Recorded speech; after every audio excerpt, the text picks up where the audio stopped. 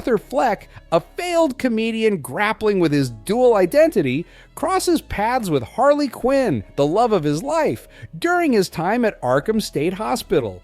Get ready to relive the adventure as we recap the story of drama film today. Joker, Folie, Deux, production year 2024.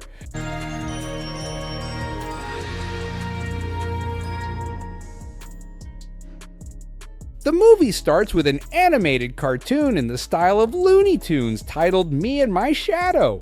It shows Arthur Fleck enjoying his newfound appreciation as Joker.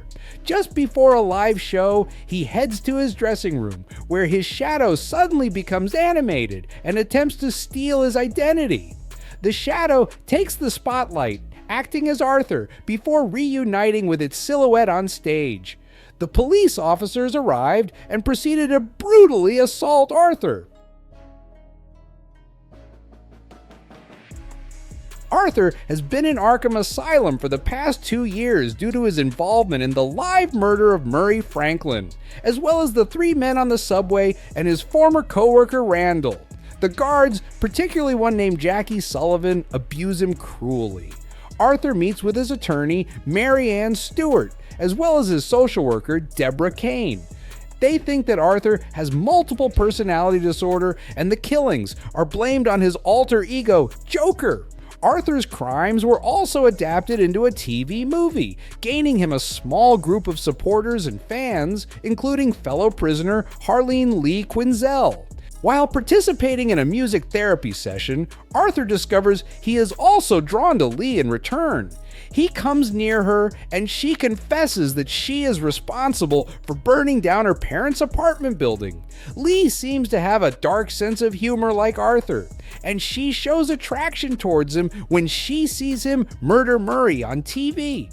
Arthur reunites with the group while they observe a news segment where District Attorney Harvey Dent aims to convict Arthur of his killings and seeks to sentence him to the death penalty. When questioned about his emotions, Arthur envisions himself crooning "For Once in My Life" due to his sudden crush on Lee.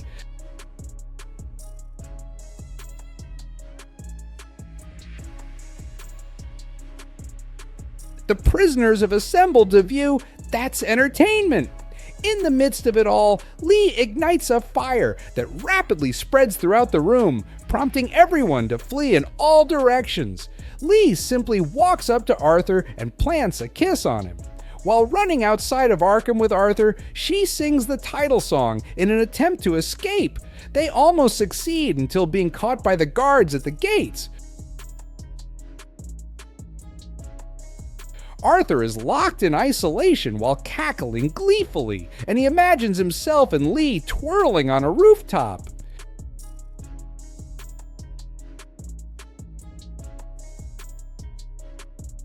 Arthur awakens to discover Lee inside his prison quarters. She informs him that she is being dismissed due to their relationship. Lee stated that she plans to attend his trial daily and will be there to greet him upon his release. Before engaging in intercourse for the first time, she applies Arthur's iconic Joker makeup on him.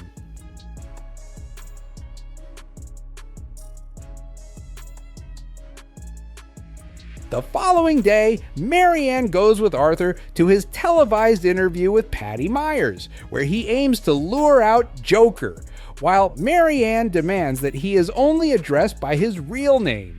Patty interrogates Arthur about the murders, but Arthur insists they focus on his current changes rather than his past self. Patty also mentions the news report about Arthur and Lee trying to escape romantically. Arthur begins singing "Bewitched" as all of Arkham's residents look on.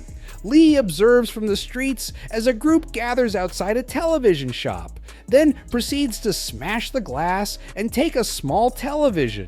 Arthur's trial is about to start, with numerous supporters gathering to watch, including Lee waiting outside the courthouse. Dr. Victor Liu believes that Arthur is pretending to be mentally ill and is responsible for the murders, yet acknowledges he has a troubled past.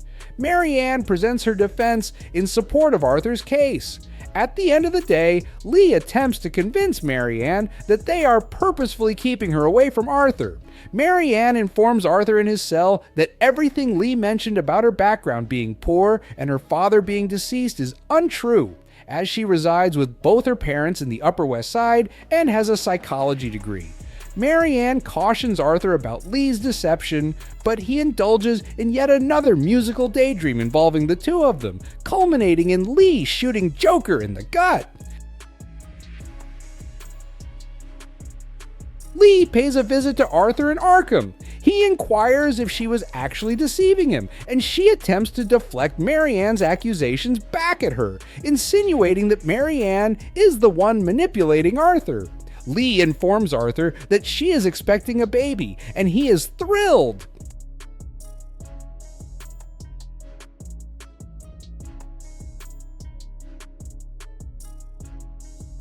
On the following day of the trial, Sophie Dumond, who used to live next to Arthur and was someone he was obsessed with, provides a testimony.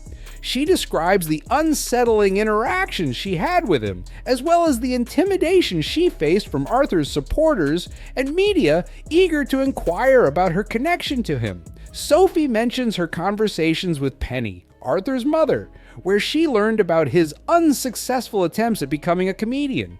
In his fantasy, Arthur imagines himself performing the Joker before assaulting the jury and the judge, and then taking his own life. Arthur interrupts Sophie's testimony to dismiss Mary Ann and act as his own representative, receiving cheers from his followers. Upon his arrival back at Arkham, the patients celebrate and sing "When the Saints Go Marching In," much to the annoyance of the security personnel. Judge Rothwax reluctantly agrees to let Arthur represent himself while wearing his Joker makeup and suit. The upcoming statement comes from Gary Puddles, Arthur's ex-colleague at Ha-Ha's, who saw Arthur brutally kill Randall. The event caused Gary significant emotional distress, impacting both his job performance and sleep patterns, and he was also surprised since Arthur was the only colleague who had shown him kindness. Arthur passionately rants about not allowing his bullies to bring him down, stating he feels liberated as Joker.